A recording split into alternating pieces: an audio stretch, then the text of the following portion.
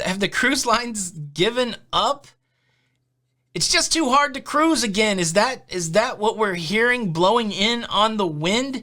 Is there change afoot when it comes to the approach for the restart of cruising in the U.S.? I think yes. Let's talk about it.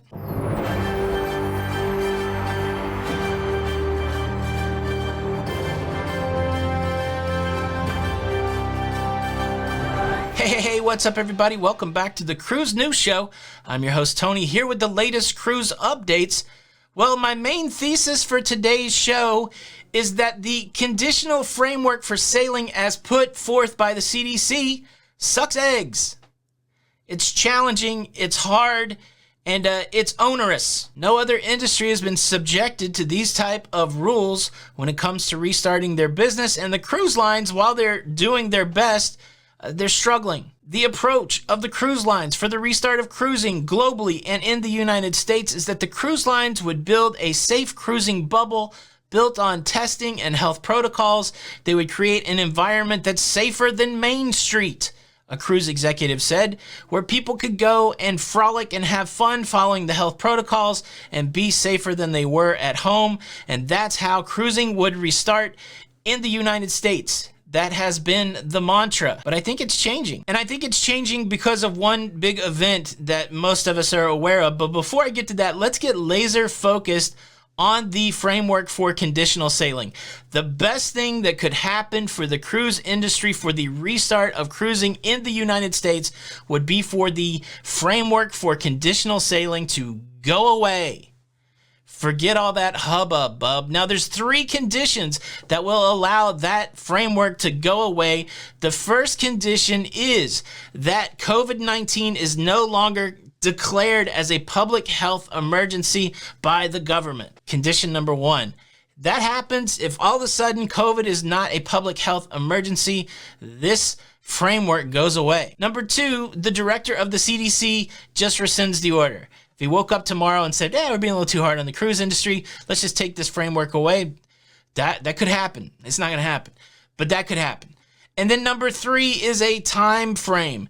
If we get to November the 1st, 2021, this order expires. We need this order to go away. If I'm keenly aware of that, the leadership in the cruise industry more so keenly aware of that. And I believe they're eyeballing these 3 conditions and saying, well, what could we make happen? I think until just the recent past, I believe they were looking at number 3 saying, okay, look, we're going to have to cruise like this. Let's get the health protocols in place. Let's go through these test cruises. Let's get everything going on. Let's create the safe cruise bubble. And then that way we can cruise and just ride it out until November. But now I think they're looking at condition number 1. Cruising can resume when this order goes away, and this order goes away when there is no more declared health emergency. Now, why is that better than just cruising with the health protocols? Well, if there's no longer a health emergency, that means you don't have to wear a mask on a cruise ship. Nobody's excited about wearing a mask on a cruise ship. Plenty of people will wear a mask on a cruise ship, but I would say 0 people are that excited about it. And I tell you what, I doubt the cruise lines are that excited about making people do it, because that sounds like a big hassle anyways, because it's not something we're really that into in the United States. If you've been tracking along, you know that that's the case. So if we focus on the idea that this is no longer a declared emergency, what do we need to see? Well, we got to see these numbers go down. We are at a place unlike any other time during the run of this pandemic, and the numbers are as high as they've ever been. The daily infection rate higher than it's ever been. The daily fatality rate higher than it's ever been. We got to get that number to go down. Well, how do we get that number to go down in the United States? Is it through health protocols? Is it through people wearing masks? Is it through people social distancing? No, it's not. Unfortunately, we had our shot with that. Would you guys agree with me? I don't think anything that's going to happen, you can't make people do this. This is what the last 9 months has proven to us, that we will not do it. And you can't make people do it. And that's not going to change. It doesn't matter who says it. It doesn't matter who puts the rules in place.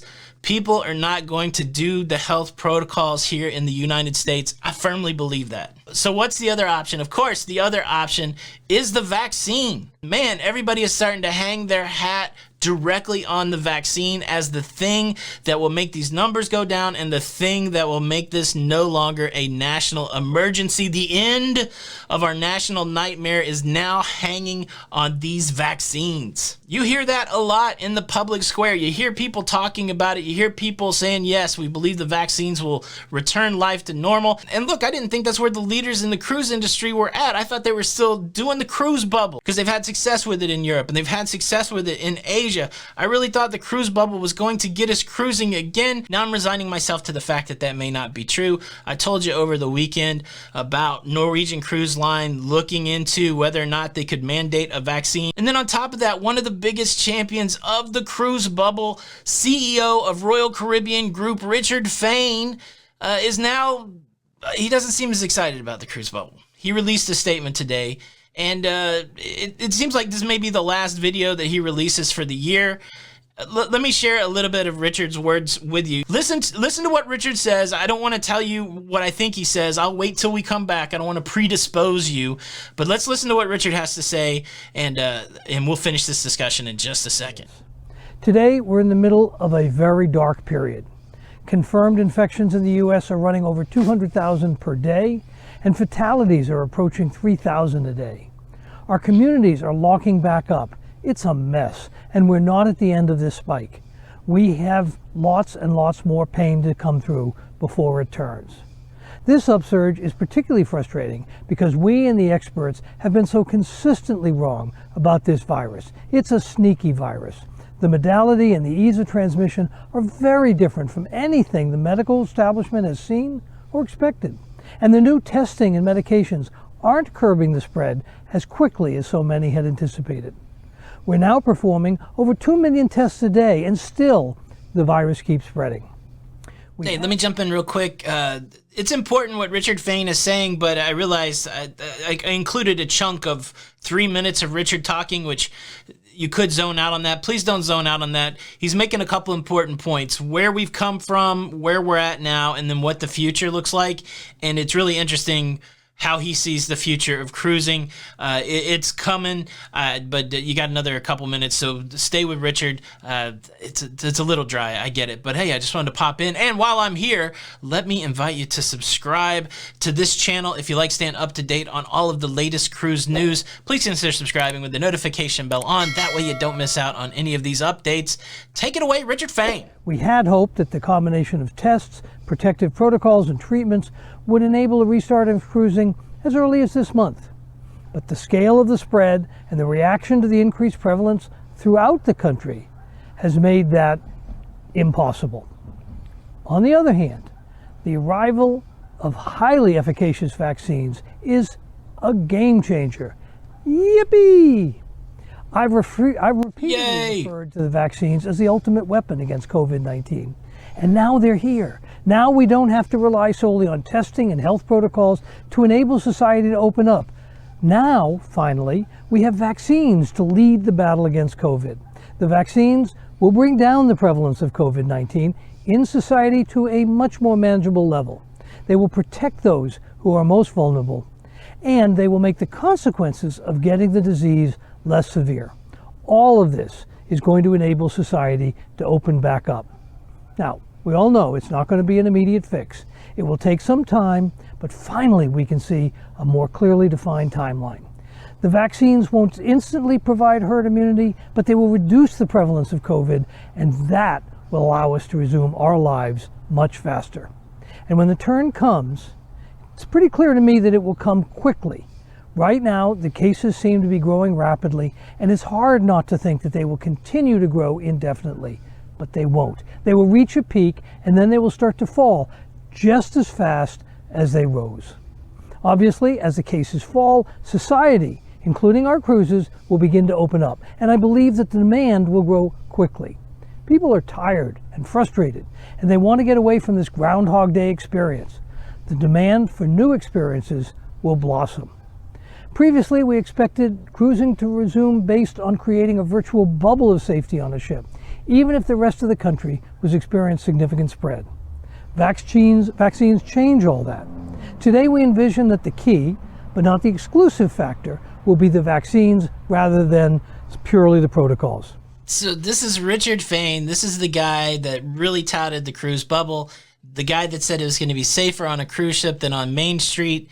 And now his huckleberry is the vaccine. I've floated this idea a couple times. Does it make more sense for the cruise lines to just wait until the vaccine is widely distributed, until you have a widely vaccinated population, or maybe even mandate vaccines on the cruise ship? Does that make more sense than trying to sail with the health protocols?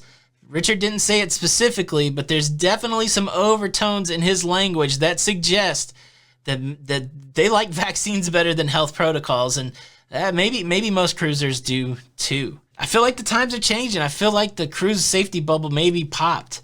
It's a bummer. I liked it, but yeah, this could be better. But the problem with this being better is it's not going to be here in the next 3 months. You're not going to be in a circumstance where there's a largely vaccinated population in the next 3 months. That's more of a 6-month, a 9-month, a 1-year scenario. So what does that mean for the future of cruising? Could mean more delays. I don't know. I don't want that, but it could be. What do you think? Are the times changing? Leave a comment below. Thank you so much for watching the show today. Please show your support by hitting the like button. This is Tony with Lido Loca, and until the next time, we'll see you on the Lido. Bye.